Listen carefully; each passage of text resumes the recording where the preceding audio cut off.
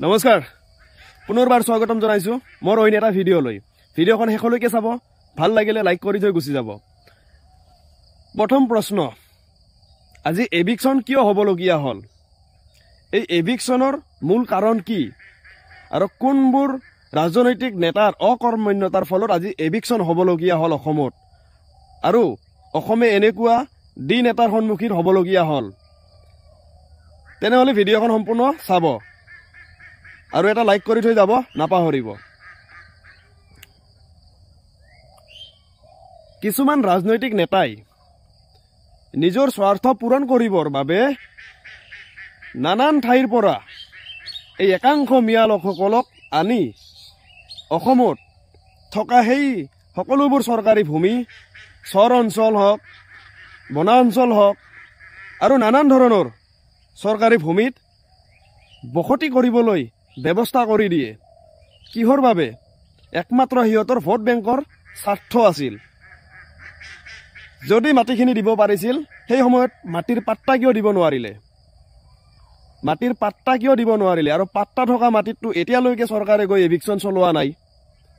চৰকাৰে চৰকাৰী ভূমিত এভিকশন চলাইছে তাৰ ওপৰত আমাৰ মাত মাতাৰ কোনো অধিকাৰ নাই তথাপিতো একাংশ ইউটিউবাৰে একাংশ ফেসবুক ভিডিঅ' ক্ৰিয়েটৰে নানান ধৰণৰ ভিডিঅ' বনাইছে কিন্তু এই এভিকশনৰ মেইন কাৰণটো এতিয়ালৈকে কোনেও বিচাৰি উলিয়াই ভিডিঅ' বনাব পৰা নাই অকল দোষাৰোপ কৰি আছে বিজেপি চৰকাৰক ডক্টৰ হিমন্ত বিশ্ব শৰ্মা ডাঙৰীয়াক এওঁলোকে দোষ কৰা নাই এওঁলোকক দোষাৰোপ কৰি লাভ নাই কিয় জানে চৰকাৰী মাটি দখল কৰি থকা অধিকাৰ কাৰোৱে নাই হয়তো তোমালোকে বহুত ভালদৰে জানা তেতিয়াহ'লে হিমন্ত বিশ্ব শৰ্মা ডাঙৰীয়া অকল দোষাৰোপ কৰিলে কিবা লাভ হ'ব নেকি নহয় কিয় নহয় এইবোৰ কিছুমান নেতাৰ অকৰ্মণ্যতাৰ ফলত আজি এনে ধৰণৰ পৰিস্থিতি এটাৰ অসমে সন্মুখীন হ'ব লগা হৈছে যাৰ ঘৰত মাটিৰ পাট্টা আছে তেওঁলোকৰ ঘৰত গৈ অসম চৰকাৰে এতিয়ালৈকে এভিকশন চলোৱা নাই উচ্ছেদ চলোৱা নাই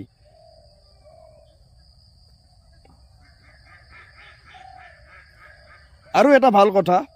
এই যিসকল নেতাৰ অকৰ্মণ্যতাৰ ফলত আজি অসমত এনে ধৰণৰ এটা পৰিস্থিতি চলি আছে সেইসকল নেতা প্ৰায় আজি আমাৰ মাজত নাই গতিকে কাক দোষাৰোপ কৰিবা ভিডিঅ'খন ভাল লাগিলে এটা